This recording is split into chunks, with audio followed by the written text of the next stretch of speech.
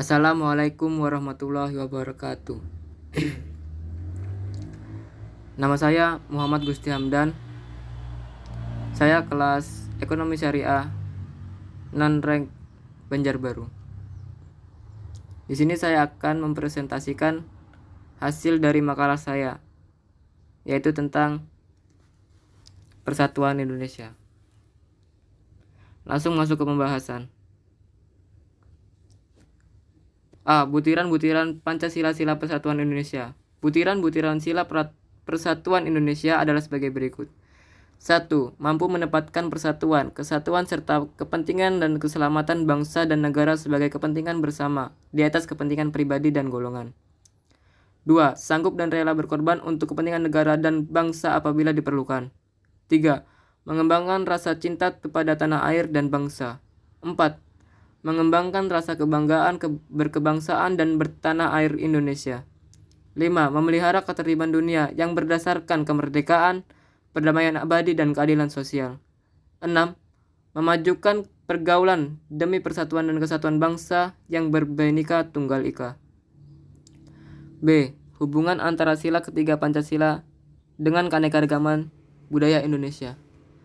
Dalam sila Persatuan Indonesia terkandung nilai bahwa negara Indonesia adalah penjelmaan sifat kodrat manusia monodualis, yaitu sebagai makhluk individu dan makhluk sosial. Negara adalah suatu persekutuan hidup bersama di antara elemen-elemen yang membentuk negara yang berupa suku, ras, kelompok, golongan maupun kelompok agama.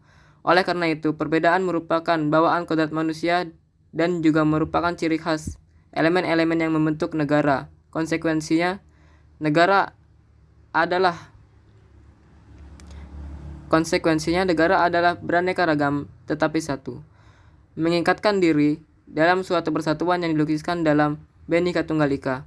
Perbedaan bukan untuk diruncingkan menjadi konflik dan permusuhan, melainkan diarahkan pada suatu sintesa yang saling menguntungkan, yaitu persatuan dalam kehidupan bersama untuk mewujudkan tujuan bersama sebagai bangsa. Negara mengatasi segala paham golongan, etnis, suku, ras individu, maupun golongan agama. Mengatasi dalam arti memberikan wahana atas tercapainya harkat dan martabat seluruh warganya. Negara memberikan kebebasan atas individu, golongan, suku, ras, maupun golongan agama untuk merealisasikan seluruh potensinya dalam kehidupan bersama yang bersifat integral.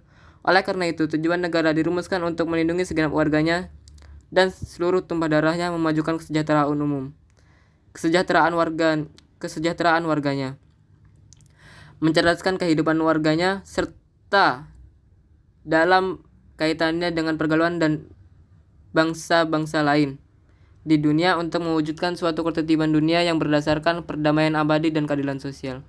Keanekaragaman yang kita miliki harus dijaga sebaik mungkin. Keanekaragaman yang kita inginkan adalah keanekaragaman yang bermartabat, yang berdiri tegak di atas moral dan etika bangsa yang sesuai dengan keragaman budaya kita sendiri. Untuk menjaga keanekaragaman yang bermartabat itulah, maka berbagai hal yang mengancam keanekaragaman mesti ditolak. Pada saat yang sama, segala sesuatu yang mengancam moral keanekaragaman mesti diberantas. C. Pengaruh globalisasi terhadap budaya Indonesia. Globalisasi adalah suatu proses di mana antar individu, antar kelompok, dan antar negara saling berinteraksi, bergantung, terkait, dan mempengaruhi satu sama lain yang melintasi batas negara. Secara langsung maupun tidak langsung, arus globalisasi melibatkan aspek-aspek kehidupan berbangsa dan bernegara. Melihat dari prosesnya, globalisasi adalah suatu yang wajar dalam kehidupan yang terus tumbuh dan berkembang. Sekarang terserah kepada bangsa dan negara dalam menghadapi globalisasi tersebut. Globalisasi mempengaruhi hampir semua aspek yang ada di masyarakat, termasuk diantaranya aspek budaya. Kebudayaan dapat diartikan sebagai negara-negara falus yang dianut oleh masyarakat ataupun persepsi yang dimiliki oleh warga masyarakat terhadap berbagai hal, baik nilai-nilai maupun persepsi berkaitan dengan aspek-aspek kejiwaan atau psikologis, yaitu apa yang terdapat dalam pikiran. Aspek-aspek kejiwaan ini menjadi penting, artinya apabila disadari bahwa tingkah laku seseorang sangat dipengaruhi oleh apa yang ada di dalam alam pikiran oleh orang yang bersangkutan. Sebagai salah satu hasil pemikiran dan penemuan seseorang adalah kesenian yang merupakan substansi dari kebudayaan. Namun perkembangan globalisasi kebudayaan secara intensif terjadi pada awal ke-20 dengan berkembangnya teknologi komunikasi. Kontak melalui media menggantikan kontak fisik sebagai sarana utama komunikasi antar bangsa. Perubahan tersebut menjadikan komunikasi antar bangsa lebih mudah dilakukan. Hal ini menyebabkan semakin cepatnya perkembangan globalisasi kebudayaan. Globalisasi memberikan peluang terjadinya migrasi secara besar-besaran antara dengan blok budaya berbeda, beragam jenis, etnis, ras, warna kulit, membawa perubahan masing-masing, sehingga muncul pluralisme dan multikulturalisme. Hal-hal tersebut yang menyebabkan lunturnya budaya khas tiap daerah di Indonesia. D. Bahasa Indonesia sebagai alat pemersatu bangsa. Fungsi dari bahasa Indonesia bagi bangsa Indonesia adalah sebagai pemersatu suku-suku bangsa di Republik Indonesia yang beraneka ragam. Setiap suku bangsa yang begitu menjunjung tinggi nilai adat dan bahasa daerahnya masing-masing disatukan dan disamakan derajatnya dalam sebuah bahasa persatuan, yaitu bahasa Indonesia, dan memandang akan pentingnya persatuan dan kesatuan bangsa Indonesia, maka setiap suku bangsa di Indonesia bersedia menerima bahasa Indonesia sebagai bahasa nasional. Selain itu, fungsi dari bahasa Indonesia adalah sebagai bahasa ibu yang dapat digunakan sebagai alat komunikasi bagi yang tidak bisa bahasa daerah. Seiring perkembangan zaman, sebagian besar warga Indonesia melakukan transmigrasi atau pindah dari daerah dia berasal ke daerah lain di Indonesia. Sehingga disinilah peran dan fungsi bahasa Indonesia sebagai alat komunikasi antar suku bangsa yang berbeda, agar mereka tetap dapat saling berinteraksi. Kedudukan bahasa Indonesia di negara Republik Indonesia itu selain sebagai bahasa persatuan juga sebagai bahasa negara atau bahasa nasional dan sebagai budaya. Kedudukan bahasa Indonesia sebagai bahasa persatuan. Maksud sudah jelas. Karena fungsi dari bahasa Indonesia itu sendiri adalah sebagai pemersatu suku bangsa yang beraneka ragam yang ada di Indonesia.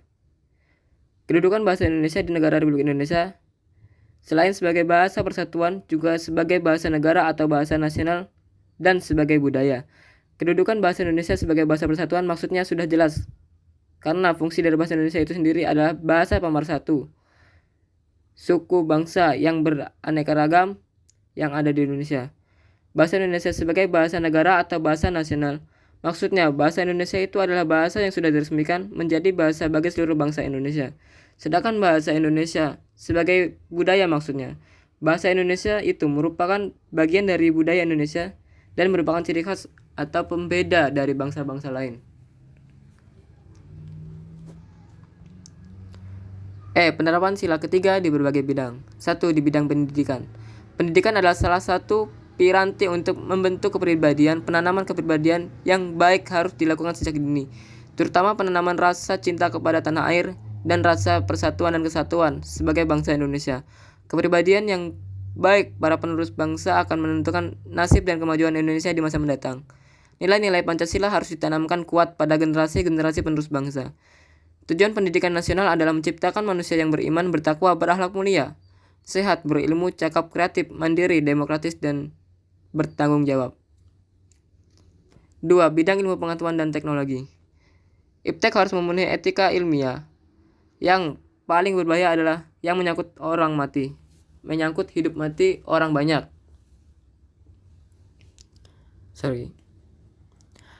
Hak-hak manusia dan lingkungan hidup. Di samping itu, ilmu pengetahuan dan teknologi di Indonesia harus sesuai dengan nilai-nilai Pancasila karena iptek pada dasarnya adalah untuk kesejahteraan umat manusia. Nilai-nilai Pancasila, sila ketiga, bila mana dirinci dalam etika yang berkaitan dengan ilmu pengetahuan dan teknologi adalah sebagai berikut.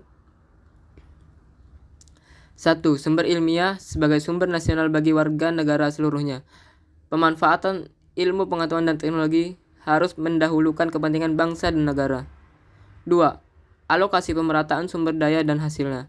3. Pentingnya individualitas dan kemanusiaan dalam catur dharma ilmu pengetahuan, yaitu penelitian, pengajaran, penerapan, dan pengamalannya. Persaingan iptek tidak untuk saling menjatuhkan satu sama lain, namun penemuan-penemuan baru yang membantu kegiatan manusia dan mempermudah pekerjaan manusia adalah untuk satu tujuan, yakni guna kemajuan negara Indonesia.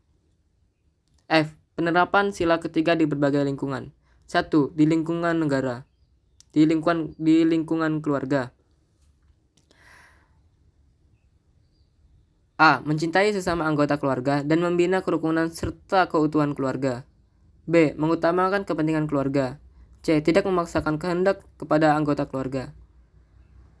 D. Saling menyayangi, tolong-menolong dan saling menghormati dan menghargai serta bergotong royong di antara sesama anggota keluarga. E. Memajukan pergaulan demi keutuhan keluarga. F. Menjaga, memelihara dan mempunyai rasa memiliki harta benda keluarga. 2. Di lingkungan sekolah. A. Menghindari sikap dan perilaku yang mencemarkan nama baik sekolah. B. Mencintai dan saling menghormati antar teman, guru, dan petugas sekolah. C. Mengutamakan kepentingan sekolah. D. Bergaul dan teman tanpa saling mengejek dan membedakan antar suku, agama, ras, dan golongan. E. Mengikuti upacara dengan tertib. F. Menjaga kebersihan kelas dan lingkungan serta tidak mencoret-coret dinding dan sarana lainnya. G. Menggunakan bahasa daerah dan nasional secara baik dan benar. H. Rajin mengembangkan usaha-usaha memajukan diri, misalnya giat belajar, mengikuti kegiatan ekstrakurikuler, gemar membaca, dan memperdalam bidang keahliannya. I. Tertib membayar uang sekolah. 3. Di lingkungan masyarakat. A. Mengutamakan kepentingan bangsa dan negara di atas kepentingan pribadi dan golongan. B. Mengembangkan transmigrasi. C. Giat mengikuti sistem keamanan lingkungan dan bela negara. D. Saling tukar kesenian daerah. E. Bergaul dengan masyarakat tidak tanpa memandang suku, agama, ras, dan antar golongan. F. Meningkatkan pariwisata dalam negeri. G. Mencintai dan membeli produk bangsa Indonesia. G. Penerapan sila ketiga antar bangsa. PBB. PBB adalah sebuah organisasi yang anggotanya hampir seluruh negara di dunia. Lembaga ini dibentuk untuk memfasilitasi dalam hukum internasional, keamanan internasional, pengembangan ekonomi, perlindungan sosial, hak asasi, dan pencapaian perdamaian dunia. PBB didirikan oleh San Francisco pada 24 Oktober 1945 setelah konferensi Dumbarton Oaks di Washington DC. Namun, sidang umum pertama yang dihadiri oleh wakil dari negara baru berlangsung pada 10 Januari 1946 di Cruz House, London. Dari 1919 hingga 1946 terdapat sebuah organisasi yang mirip bernama Liga Bangsa-Bangsa yang bisa dianggap sebagai pendahulu PBB. 1. Asas dan tujuan PBB. Asas Perserikatan Bangsa-Bangsa adalah sebagai berikut. 1. Persamaan derajat dan kedaulatan semua negara Indonesia. 2. Persamaan hak dan kewajiban semua negara anggota. 3. Penyelesaian sengketa secara damai. 4. Setiap anggota akan memberikan bantuan kepada PBB sesuai ketentuan piagam PBB. 5. PBB tidak boleh mencampuri urusan dalam negara anggota.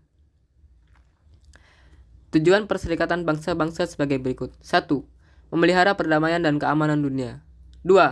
Mengembangkan hubungan persahabatan antar bangsa berdasarkan asal-asal persamaan derajat, hak menentukan nasib sendiri, dan tidak mencampuri urusan dalam negara lain. 3. Mengembangkan kerjasama internasional dalam memecahkan masalah ekonomi, sosial, budaya, dan kemanusiaan. Menyelesaikan perselisihan dengan cara damai dan mencegah timbulnya peperangan. 4. Memajukan dan menghargai hak asasi manusia sebagai kebebasan atau kemerdekaan fundamental tanpa membedakan warna kulit, jenis kelamin, bahasa, dan agama. Menjadikan pusat kegiatan bangsa-bangsa dalam mencapai kerjasama yang harmonis untuk mencapai tujuan PBB. 2. Peranan Indonesia dalam PBB. Republik Indonesia tidak hanya menerima bantuan dari PBB, akan tetapi juga berperan aktif baik secara langsung maupun tidak langsung terhadap PBB, yakni sebagai berikut. A. Secara tidak langsung, Indonesia ikut menciptakan perdamaian dunia melalui kerjasama dalam konferensi Asia Afrika, ASEAN maupun gerakan non-blok. B. Secara langsung, yakni Indonesia mengirimkan pasukan Garuda atau kontingen Garuda Konga sebagai sumbangan terhadap PBB untuk menciptakan perdamaian dunia. C. Pada tahun 1985, Indonesia membantu PBB, yakni memberikan bantuan pangan ke Ethiopia pada waktu dilanda bahaya kelaparan. Bantuan tersebut disampaikan pada peringatan Hari Ulang Tahun FAO ke-40. D. Indonesia pernah dipilih sebagai anggota tidak tetap Dewan Keamanan PBB pada tahun 1973-1974. E. Berdasarkan Fragmentary Order nomor 10/10/08 tanggal 30 Oktober 2008, penambahan kontingen Indonesia dalam rangka misi perdamaian dunia di Lebanon Selatan. F. Peran serta Indonesia dalam rangka mewujudkan perdamaian dunia yang berdasarkan kemerdekaan, perdamaian abadi, dan keadilan sosial. G. Indonesia telah berpartisipasi dalam 4 operasi pemeliharaan perdamaian PBB, UNPKO, serta UNEF, UN Emergency Forces, di Sinai tahun 1957. H.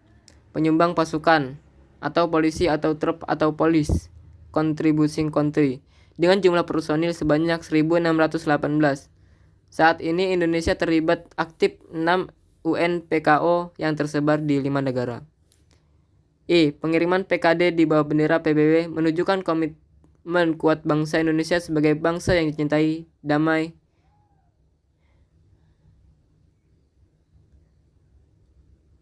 penutup. Kesimpulan, sila persatuan Indonesia ini didasari oleh sila ketuhanan yang Maha Esa dan kemanusiaan yang adil dan beradab, serta mendasari dan dijiwai sila kerakyatan yang dipimpin oleh hikmat dan kebijaksanaan dalam permusyawaratan atau perwakilan dan keadilan sosial bagi seluruh rakyat Indonesia.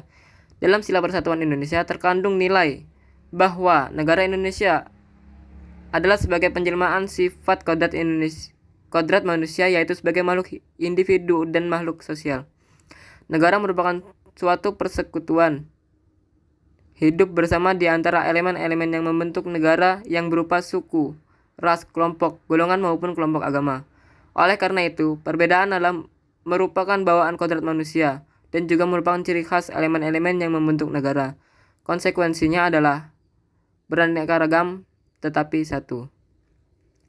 Mengingatkan diri dalam suatu persatuan yang dilukiskan dalam suatu sloka Bhinneka Tunggal Ika.